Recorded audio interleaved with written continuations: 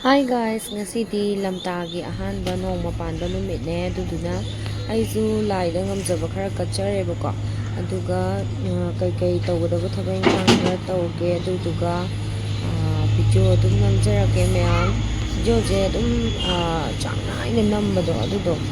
hekta ngamdebako namninge adu hekta ngamde ado adum yengbiyo ma'am adum matek hapjarake ngasidi kayno nongma panbagi lai mure aduna yam hengtokhreba breakfast hojikta tawdoineba semba kemta nangdre adugi lawba lakpa oy jing bazardagi khoi tawri jongne samosa laiba laine aine se chaga haba yadre damona ufun yam thange yumda charoi sara ka ni walking chene ajin breakfast si tawroi ene ma pan chaninge hairure dei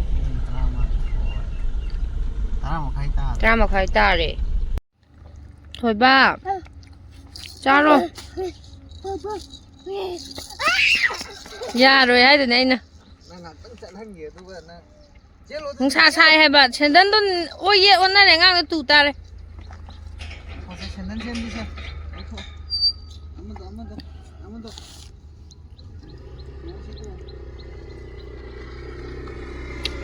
halwa du cherang manam namyo yoi chaning da logren aya how mama lak pa yaro ye mama hau bichare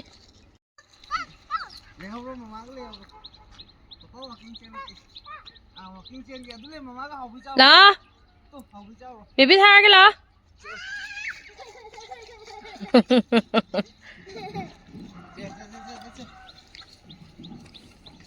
bawa king cheli ne aga koi tan tan ka pijong ne puri kaloi lok to kre sagat na ma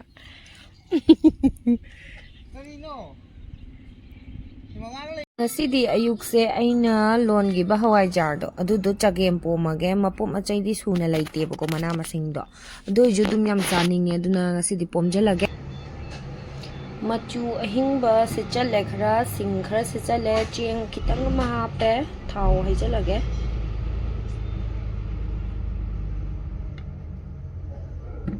tot lage do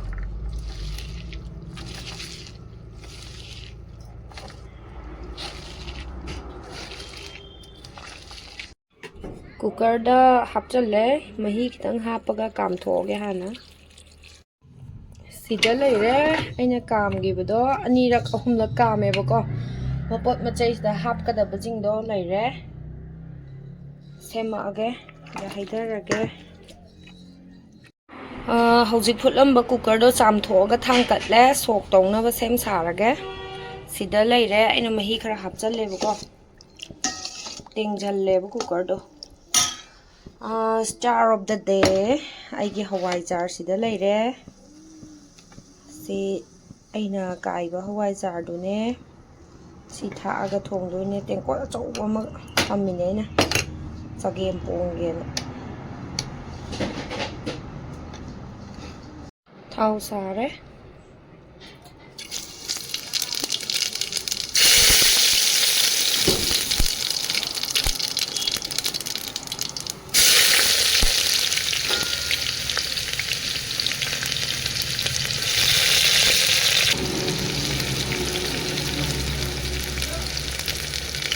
Digong makok nito siya.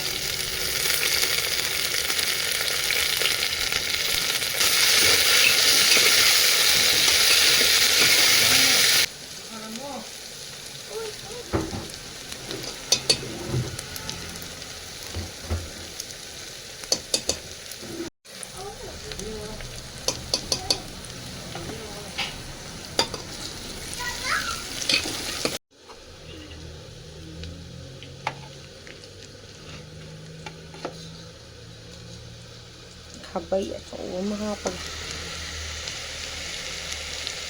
khabay achauba ani hape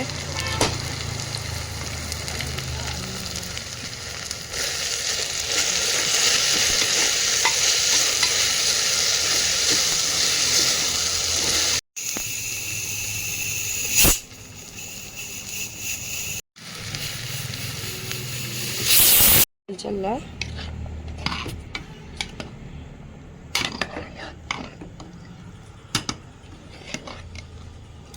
Ji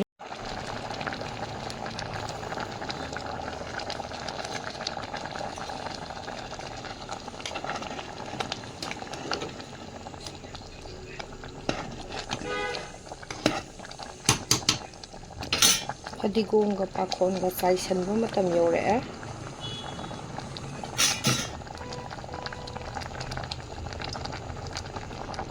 Pakhonse yaudragadi manam thokte ko. Haune he.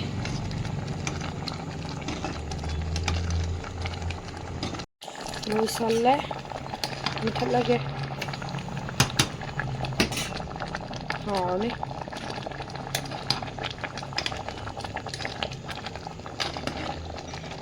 Lere Chagempomba chak silere Chagempomba fazana sasalaga nungdang waramda nungdang thengeda marketing thoibuko adu sum uchrake myam thoiba amaju thakra dai nangbo se mama ma pige se papa da ko halos amane yare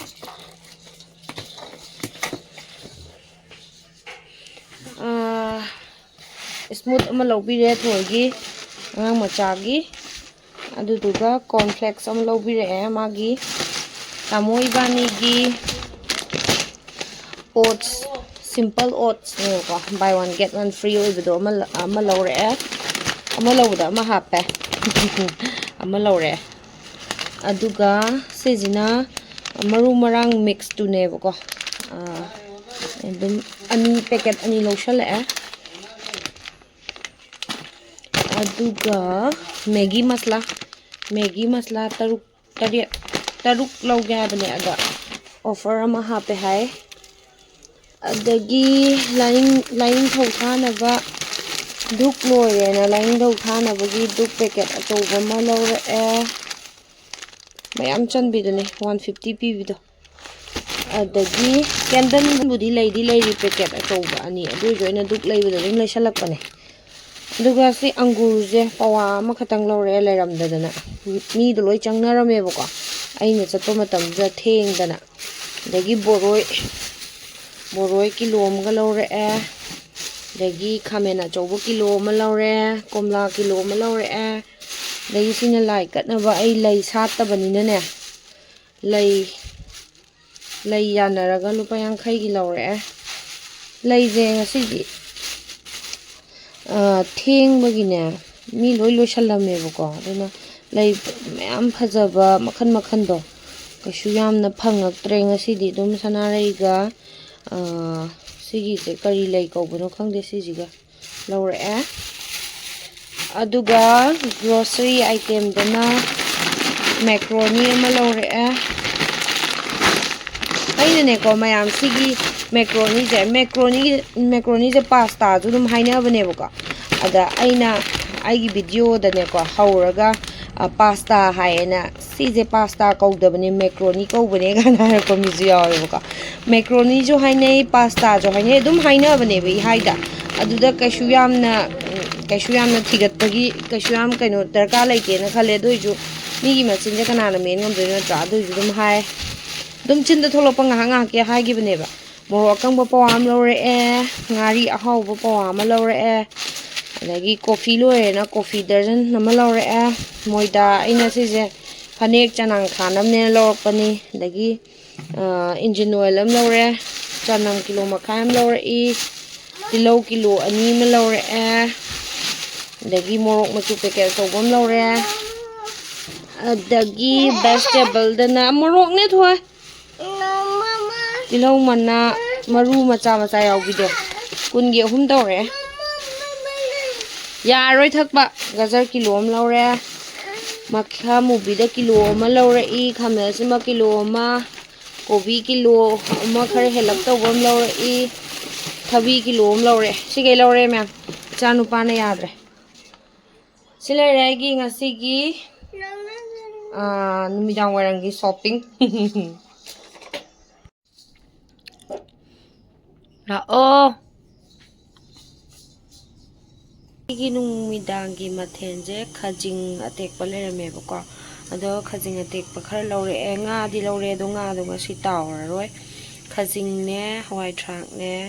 ꯑꯗꯒꯤ ꯇꯤꯜꯍꯧ ꯆꯅꯝ ꯈꯔ ꯁꯦꯝꯃꯦ ꯎ ꯃꯣꯔꯣꯛ ꯀꯛꯑꯒ ꯃꯆꯦꯠ ꯑꯃ ꯍꯥꯞꯄꯦ ꯅꯨꯡꯁꯤꯗꯥꯛꯀ ꯉꯧꯔꯅꯤ ꯁꯤꯗ ꯉꯧꯒꯦꯅ ꯊꯥꯎ ꯍꯥꯞꯆꯤꯜꯂꯒ ꯊꯥꯡꯒꯠꯂꯦ ꯑꯗꯨꯒ ꯍꯋꯥꯏꯟꯕꯤꯅꯦ ꯌꯣꯡꯆꯥꯛ ꯑꯅꯤꯃ ꯈꯦꯠꯆꯜꯂ ꯍꯥꯞꯆꯜꯂꯦ ꯑꯗꯨꯗꯨꯒ ꯑꯂꯨ ꯑꯉꯥꯡꯕꯒ ꯇꯧꯔꯒ 이rol라니 이제 시계 짜라니 너무 호라게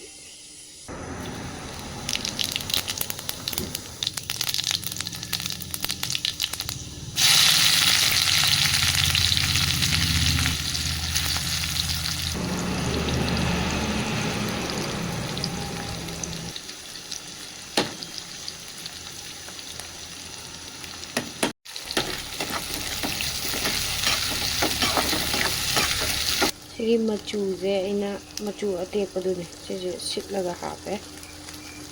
만원 누시고 해한다네요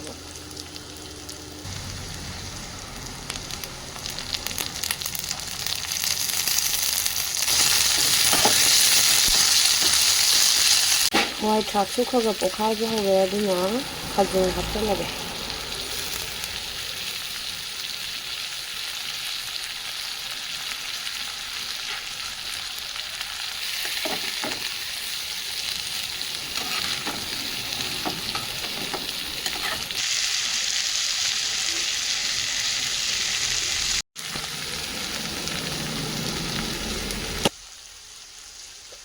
문질러에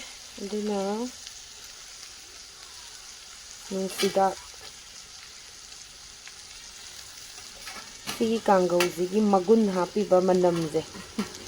누시닥시노 오이도이네바 만남나 레카이 샤가이레